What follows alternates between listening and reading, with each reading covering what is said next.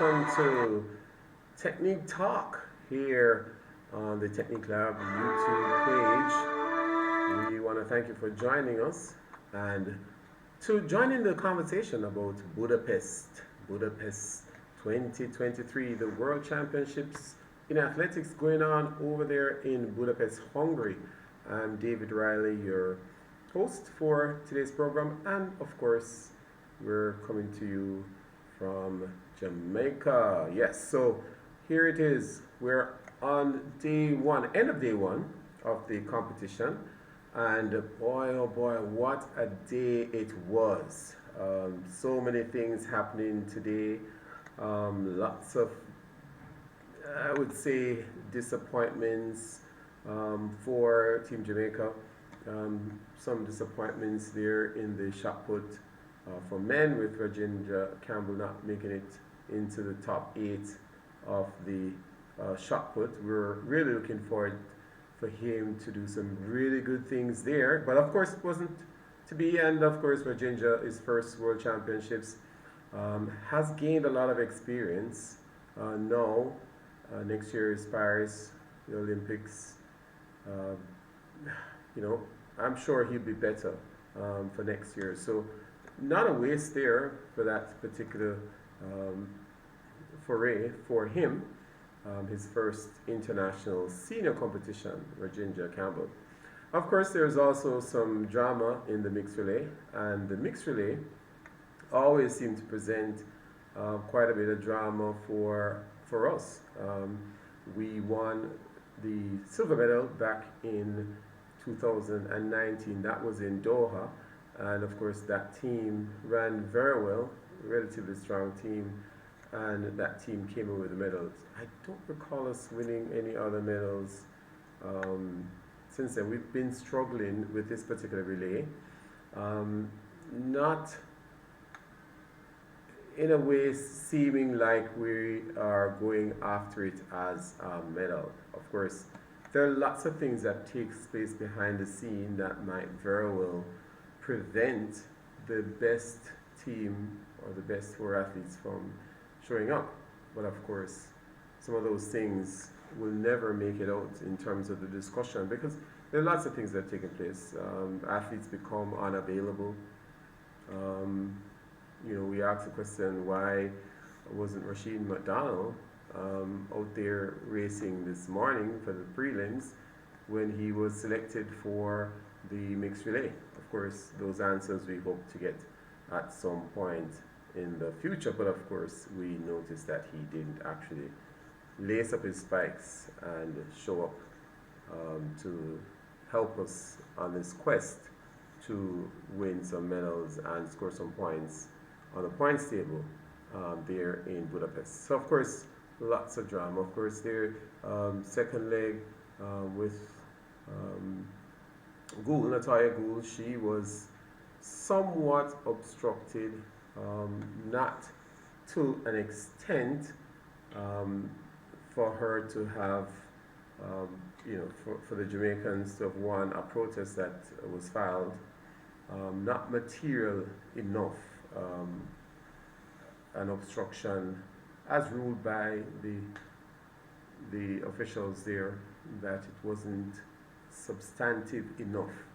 But on her way, after she cut over, going down the backstretch, right around 200 meters, lost a couple steps there at pace, lost some pace because of the bundling that was there, and Jamaicans felt that she was somehow jostled or obstructed, and that rule, actually, rule number 17.2 in technical rules, and I'll just read it for you. It says that obstruction, if an athlete is jostled or obstructed during an event so as to impede their progress. So the Jamaicans were saying that, she was obstructed, her progress was impeded. Then it goes on to say 17.2.1 says, if the jostling or obstruction is considered unintentional or is caused otherwise than by an athlete, that say the referee may, if they are of the opinion that the athlete or the team was seriously affected in accordance with Rule 18.7 of the competition rules, they order that the race, or they should order that the race, for one, some or all the athletes be reheld, or allow the affected athlete or team to compete in the subsequent round of the event. So so the rule breaks up into the intentional and the unintentional. So if the obstruction was unintentional, then the athlete or the team could still advance to the next round if the obstruction was substantive. 17.2.2, if the athlete is found, or if another athlete is found by the referee to be responsible for the jostling. So if a team or an athlete, in this case somebody would have been responsible for the obstruction as protested by the Jamaicans, such athlete shall be liable to disqualification from the event. So if it's caused by an athlete, then that athlete or team should be disqualified, and then you can have the obstructed or jostled team or individual to be advanced to the next round. So that actually didn't happen for the Jamaicans, and that protest didn't make it very far at all. So that's how that works, that particular Rule 17.2. There was an incident with Team USA where the second leg runner or third leg runner ran on the inside of the curb just to get out of trouble or traffic, right where the baton was exchanged. And that rule, 17.3.2, of course it didn't go far either. 17.3.2, it says, in all races, this is about lane infringement, or any part of race not running lanes, an athlete running on a bend on the outer half of the track as per Rule 17.5.2 of the technical rules, or any other curved part of the diversion from the track for steeplechase velodrome shall not step or run on the inside of the curb for the line marking the applicable border of the inside track. So you're not allowed to run, step off the track and to find an easier route or to get out of any particular trouble. And it goes on to speak that this note specifically outlaws the practice of an athlete seeking to improve their position in races by moving onto the inside of the track, whether intentional or after being pushed or jostled there by another athlete, to get out of a box position by running on the inside until it is clear. So that's what that rule is there to protect, for an athlete to try and avoid traffic and then take it on the inside, which would literally be running less than the distance that the race is required to complete. So in this case, that relay would have been a 1600 meter relay, and all athletes must run 1600 meters. So that's how that ended. Of course, Team USA went on to win the finals and to break the world record. So we had our first world record today with Team USA running a world record. This is a relatively new event, so it's not unusual for the world record to be broken at this stage, because teams are just about now throwing a lot of weight, a lot of fitness and talent into this particular event, and so the times will reflect the quality of the athletes that are actually being used. So interestingly, during the prelims, the commentators were talking about the fact that Team USA might very well bring in four young athletes. Of course, we knew that was possible because the rules of this competition are very clear. You can only make one change for the mixed relay. So the mixed relay teams you could only make one change between the heat and the final, and that we had looked at yesterday in in the previous broadcast. So we knew that you had to actually send out a very strong team for the heats, and only one change could be made for the final, and that's either a woman or a man you could substitute. So of course USA took out Ryan Willie and threw in Matthew Bowling, and there was the world record. So congratulations to Team USA on that gold medal and the world record performance. Justin Robinson, Rosie F. Young, and Matthew Bowling and Alexis Holmes. So those are the athletes that delivered the first World Championships for 2023 Budapest. Now, I actually have some issue with some of the splits that I saw coming up there in our World Championships. And before I get to the splits, I also wanted to talk about the fact that the 4x4 mixed relay is a very interesting race, and strategically what we've found from the analysis done over the last couple of years with the teams that have done successful in the mixed relay and the teams that have also not done so well is that the outcome of the mixed relay is more influenced by the strength of the female legs rather than the male legs. So the teams with the stronger female legs are the teams that usually do very well. So how this works is that there is a greater chance of a disparity or difference between athletes, female athletes who are running on these relays. So if you have an athlete splitting 48 versus an athlete splitting 52. A 52 is average for a female. 51 would be good, 50 point would be excellent. But if you have an athlete who is doing 48 split, and you can have athletes on that same relay leg running 52 splits. So you're talking about 4 seconds difference. Even if it's 48 and 51, that's 3 seconds difference. That's a greater disparity than on the male side, where you might have an athlete running 44.5 and an athlete running 46 flat. So 44.5 and 46 flats, that's 1.5 seconds compared to 3 seconds.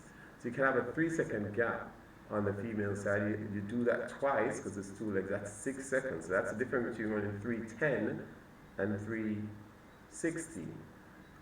So that's one of the things that are very clear from the data, that the stronger the female legs are, the greater the chance of that team doing very well. So we want to actually make sure we understand that, because in fact strategically it means that we need to send very strong females to run this relay if in fact we want to get on that medal podium. So that's what that really is about. So just showing you what's going on here, the 4x4 mixed relay. There's an example in this case of the team, the finals here. Hope you can see that. Here it is. We're talking about the splits there. So of course the relay leg is male, female, male, female. So the males run the first leg, the females run the second leg, male on the third leg, female on the ankle leg. And so you can look at the Team USA and look at the splits on the female side, 50.3 and 48.8. Those are great splits. If you can get those splits on a 4x4, you're in the money in terms of your team. And then you go second place, 50.4 and 50.7. Then 51.1 and 50.4, 52.4 and 50.7. So the slowest of those splits between the top 4 teams on the women's side was a 50.7 and well, a 51.1, that's a check, and then you have a 50.78. But you see that these are great splits for females. And as you go down, you'll see what's going on here. Poland, of course, had some trouble there, 52.1 and 51.3. Those are the splits there that we saw for the female side. And if you look at the male splits, they are just about not much different. 44.4 versus 45.1, 45.6, 45.8. You look at the third legs, 45-1, 44-6, 44-4. So, you see the trend there, and of course that's for us to continue to analyze. In the case of let me see here. Yeah, some of these splits, I just really have an issue with some of these splits. And how these splits are done, this track actually has,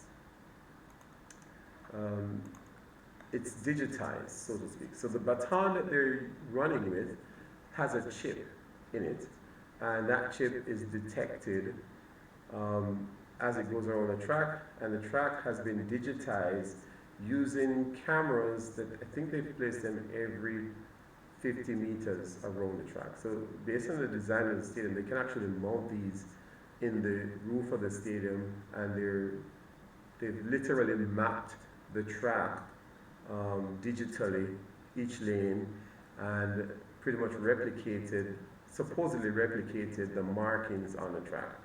Now, for you to catch a 4x4 split, the split starts where so let's take the ankle legs and work our way back. 4x4 split, the split ends when the athlete crosses the line. Everybody knows that. Crosses the finish line, that's when the 400-meter ends for that athlete. The split actually must start when that same athlete crosses the same finish line. So the athlete has to run 400 meters. So the split is for when the athlete covers 400 meters. So the split starts when that ankle leg athlete crosses the finish line, or when the baton crosses the finish line. Then you would realize that the athlete actually collects the baton 10 meters from the finish line, behind the finish line. So they are standing 10 meters behind the finish line, and they take the baton and they run, and then when they cross the finish line, that's when their split starts. Okay. So the split is not from hand to hand.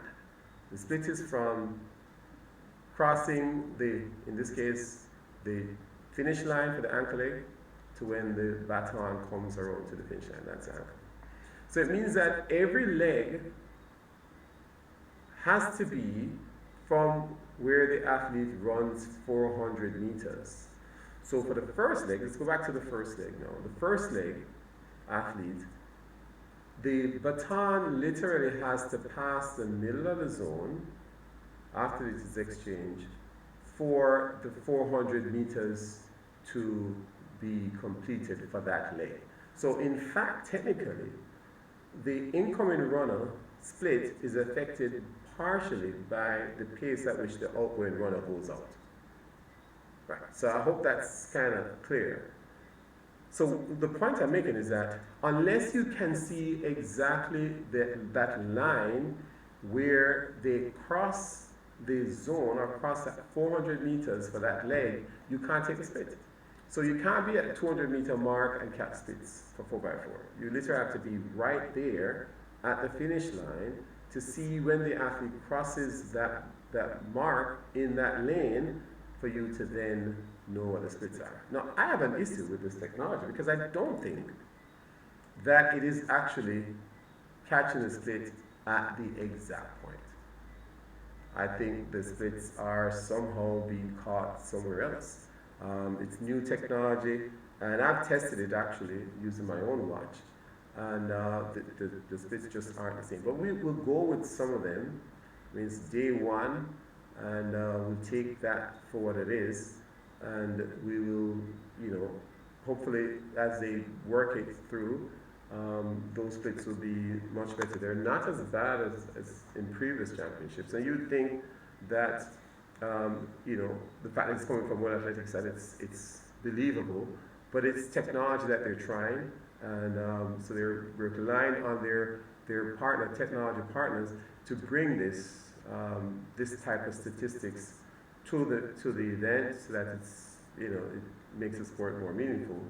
But in fact, some of that is just not quite ready yet. It's still stuff to be worked on. So of course, we're really happy for that information nonetheless. So in addition to the mixed relay, we've been talking about mixed relay for quite a while, and we kind of looked at some 4x4 stuff, and I'm sure you appreciate some of that information. But we also had the 100 meter men heats this morning, and I like to Jamaicans. I really like to call these guys out there as the wear-back crew. Yes, the wear-back crew, because Jamaica is actually back at the start line for the 100 meters with people who actually look like they can threaten for medals. And so you have to appreciate that the post-Bolt era is something that we were looking forward to, holding our breaths at who is going to take over for us in these sprints, and particularly the 100 meters. And of course, lots of questions are being asked, and lots of persons are, names are being bantered around as, this one is the next one coming through, and so on. And but it's good to see that the Jamaicans are as good as the rest of the field. And so I call them the we're back. We're back. We're here. Our name's going to be called, and we're going to race. And you're going to have to run fast because we're here, and you're going to have to pay attention to us. And so, of course, the three gentlemen that went out there in the black, green, and gold, Ryan Ford coming through with a 10:01 qualifying, and looking really good. Of course, after him was Seville 9.86, equaling his personal best. Seville always looked like this in the heats. And we're hoping that, the experience year over year, championship after championships, that in fact we'll see Seville even improving on these performances with the next round and in the medal contending race. So the semifinals are up on us, and then of course after that the finals, you have to recover and come back for the finals. 2.5 hours, I think, between the semifinals and the finals. You come back and you throw it out again, and the medals are given out. Hopefully not at trackside as we saw at Oregon. I just didn't like that any at all. And of course, those were mock ceremonies. But I mean, coming through the line and somebody throwing a medal over your neck, I might be old-fashioned, but I like the pageantry of an awards function, an awards ceremony, with such a great accomplishment of winning a medal at the World Championships. I just think we should put in the palm. I mean, it's confetti and some fireworks every medal president. Yeah, so. And of course, Ron Watson was also there. He ran on the inside. It's very difficult for athletes to run from the inside with some of the main contenders not being beside him. So, usually this tends to happen in the prelims because the lane selections are random. It's not based on your seed time, it's just randomly selected. And then, of course, going forward, the semifinals, the lane draws are going to be based on the positions or the times and positions of the athletes for position, then time, going forward. And so that's how they look. But the Jamaicans looked pretty good. I was a little concerned, though, with the commentary. And the commentary, it's like the commentators seem to be following a predefined script. Like, this is what we wanted to say, and it doesn't matter what happens in the race, we're going to still say the same thing that we had planned to say. That's just the feeling that I got just listening to. I mean, these are experienced guys, but it just seemed like they were sticking to a pre-prepared script and were just unwilling to move or, deviate from that. So hopefully their script for the next round isn't as, strict and willing to do commentary on what is actually taking place. So that's actually an interesting observation. So it was a interesting day for us. So we saw some action in the 1500 meters, and of course the 1500 meters, one of those events that are being affected by the new rules.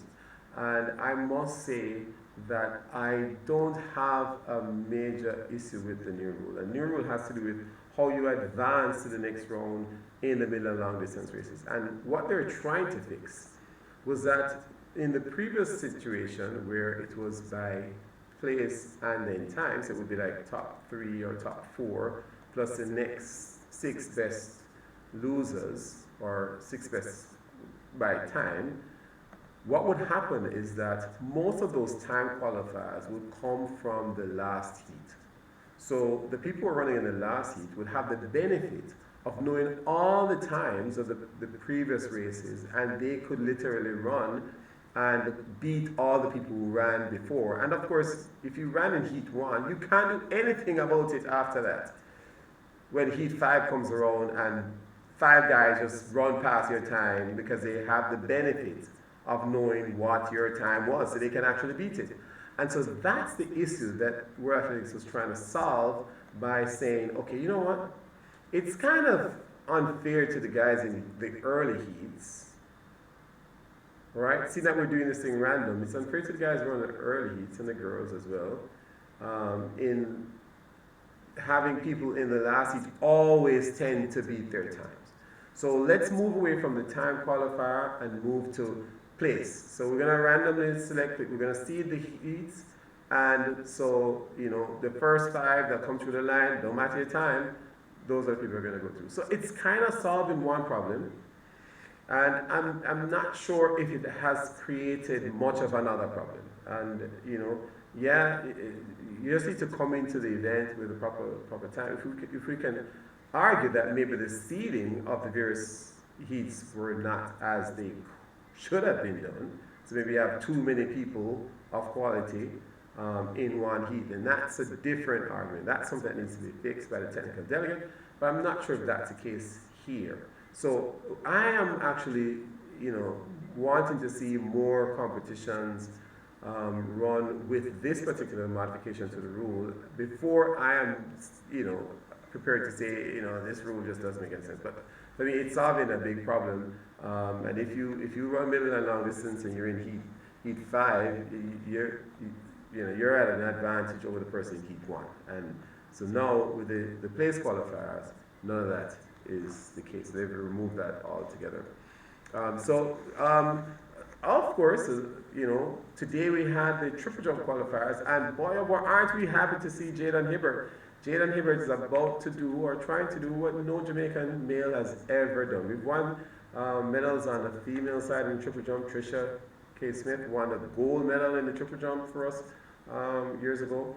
But Jaden Hibbert is trying to do what no one has ever done, no male has done, which is to win a medal in the triple jump for men at the World Championships. And he looked superb. He looked like in great shape. I mean, I used to triple jump. I mean, that kind of jumping is something you hope to do. But Hibbert is really just carrying it out, and he's just throwing it down and looking really good, looking like he is the real deal. And we're hoping that the form that he shows going into the finals, you get 3 jumps, and then the top 8 gets an additional 3. We're hoping that off those 6 jumps, that he'll be able to deliver that medal for us. And, looks like gold with Ricardo out. It's a good look for Hibbert. And I guess all Jamaicans will now be watching the triple jump, and maybe we'll get some more kids going out for triple jump. But interestingly, Hibbert would have been part of that group that was introduced to the event early because Class 2 triple jump boys were introduced at champs, so now you start pretty much learning the event from early, as opposed to when it was triple jump open, where only most times the Class 1 athletes would be the ones who would be selected by their teams to compete at boys and girls champs. But now you have triple jump Class 1 and triple jump Class 2, and I think that has helped tremendously in introducing the event earlier to the athletes, and they develop the skill. By the time you reach Class 1, you could literally be triple jumping 4 or 5 years, and that's that's really good for him, and we're happy for that particular change that was made a couple years ago. So all those triple jumpers out there, get your hop, step, and jumping going, and that should be able to take you to the next level. And we're looking forward to some great things. So tomorrow we have quite a bit of action tomorrow coming up, and that will include some of the a couple things here. The 400 meters will be on for women, and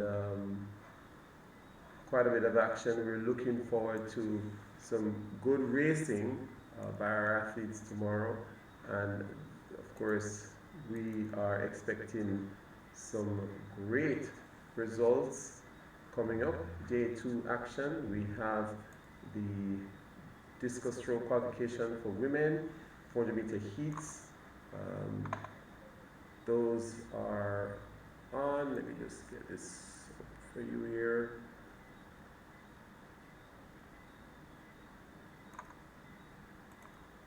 Yeah, so you have the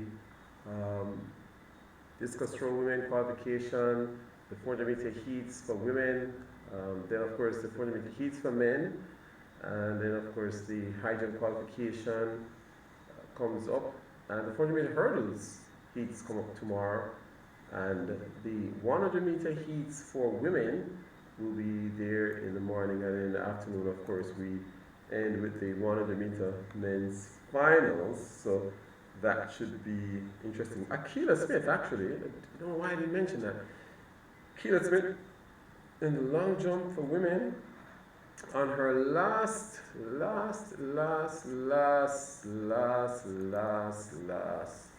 jump made it to the finals. We're on the edge of our seats, but Akila Smith delivered clutch.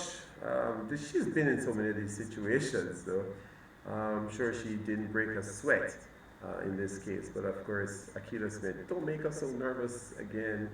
But we're rooting for her. She's into the finals. The finals is tomorrow, and we are looking for some good performances from her. She's a world leader, of course, and hopefully she can replicate that performance and help us to see Jamaicans on the podium. So it should be a good day, and we're happy for the performances so far.